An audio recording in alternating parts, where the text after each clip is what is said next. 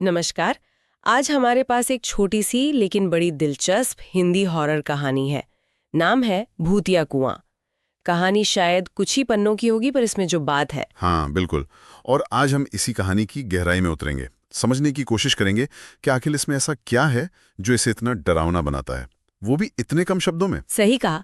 तो कहानी का स्रोत हमें एक छोटे विवरण के तौर पे मिला है। हाँ, और ये कहानी एक गांव के बारे में है।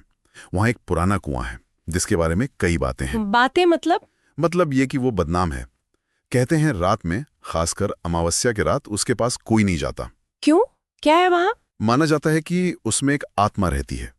ये है कहानी का हुक। अच्छा, तो कहानी में एक किरदार है राहुल।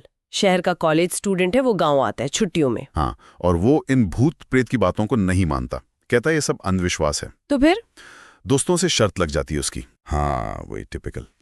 अपनी बहादुरी साबित करने के लिए वो मान जाता है कि अमावस्या की रात को वो उस कुएं पर जाएगा। और वो चला भी जाता है। वहां जाकर वो आवाज लगाता है, मतलब एक तरह से चुनौती देता है। क्या कहता है? चिल्लाता है, अगर कोई आत्मा है तो सामने आओ। ओह, ये तो सीधा पंगा लेना हुआ। यहीं से कहानी का मूड बदलता होगा। ये जो ना मानता वाला किरदार होता है ना, जो शक करता है, ये हॉरर में आम है। बिल्कुल।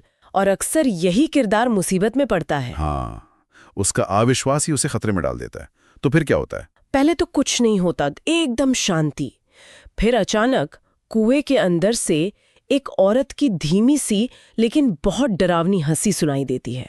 उफ, आवाज। अंधेरे में ऐसी आवाज रोंगटे खड़े कर देती है। ये आवाज का इस्तेमाल बहुत असरदार होता है हॉरर में।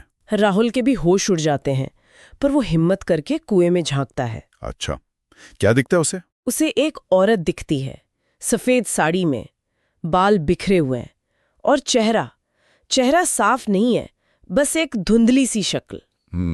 चेहरा साफ ना दिखना, ये बहुत मजेदार तकनीक है डर पैदा करने की। अस्पष्टता जो है ना, वो कल्पना को और भयानक बना देती है। हाँ, दिमाग अपने आप सबसे बुरी तस्वीर बना लेता है। और वो सफेद साड़ी वाली छवि, ये तो हमारे यहाँ की लोक कथाओं का, भूत की कहानियों का एक स्थायी हिस्सा है।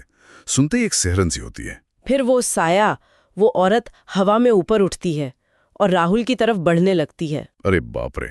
राहुल भागना चाहता है, जाहिर है, पर वो हिल नहीं पाता, जैसे उसके पैर जमीन ने पकड़ लिए हों। ये सबसे डरावना हिस्सा होता है कई बार, जब आप हिल ना पाएं, पूरी तरह बेबस। ये मनोवैज्ञानिक डर है। शारीरिक लाचारी डर को कई गुना बढ़ा देती है। और फिर वो औरत उसके बिल्कुल पास आ जाती है और उसके कान में फुसफुसाती है, क्या? अब तू कभी वापस नहीं जाएगा। बस। और फिर? अगली सुबह राहुल गायब। गांव वाले उसे ढूंढते हैं, पर वो कहीं नहीं मिलता। कुएं के पास सिर्फ उसकी चप्पलें मिलती हैं और जमीन पर कुछ खरोचों के निशान, जैसे किसी ने घसीटा हो। ओह, तो उसका क्या हुआ ये पता नहीं चलता। कहानी बस यहीं खत्म। हाँ, और गांव में डर और गहरा बैठ जाता है। ये कमाल का अंत है। अनसुलझा ये फुसफुसाहट और फिर वो निशान, पाठक के मन में डर बैठ जाता है। कोई पक्का सबूत नहीं, बस अंदाजा। ये अनिश्चितता बहुत खौफनाक है। तो कुल मिलाकर इस कहानी ने लोक कथा का इस्तेमाल किया, राहुल के अविश्वास का, फिर डरावनी आवाजें, वो धुंधली छवि, हिल ना पाने का डर, और आखिर में वो रहस्यमयी अंत। हाँ, सब कुछ मिलाकर एक छोटा पैकेट, बड़ा धमाका। मेरे हिसाब से दो चीजें सबसे ज्यादा डराती हैं, वो कुएं से आती हंसी और वो आखिरी फुसफुसाहट। ये सीधे अंदर तक असर करती हैं। बिल्कुल। ये दिखाता है कि कैसी छोटी कहानियां भी बहुत गहरा असर छोड़ सकती हैं, खासकर अगर वो हमारे जाने पहचाने डर, जैसे अंधेरे का डर या अनजानी जगहों का डर, इन पर बनी हो। सही बात है। कहानी भले ही छोटी हो, पर अगर वो हमारी नब्ज पकड़ ले, हमारे अंदर के किसी डर को छू ले, तो वो कामयाब है। इस कहानी में सब कुछ बहुत सधा हुआ है। वाकई। और ये सोचने पर भी मजबूर करती है कि ये जो स्थानीय किस्से कहानियां होती हैं, चेतावनियां होती हैं, ये आज भी इतनी जिंदा क्यों हैं? हाँ, ये एक अच्छा सवाल है। और इसी सवाल के साथ हम आज की चर्चा को विराम देते हैं। सुनने वालों के लिए एक विचार छोड़ जाते हैं। क्या? यही कि किसी जगह से जुड़ी ऐसी कहानियां, जैसे ये भूतिया कुआं हैं, इनकी हमारे समाज पर, हमारी सोच पर, हमारे डर पर इतनी मजबूत पकड़ क्यों होती हैं?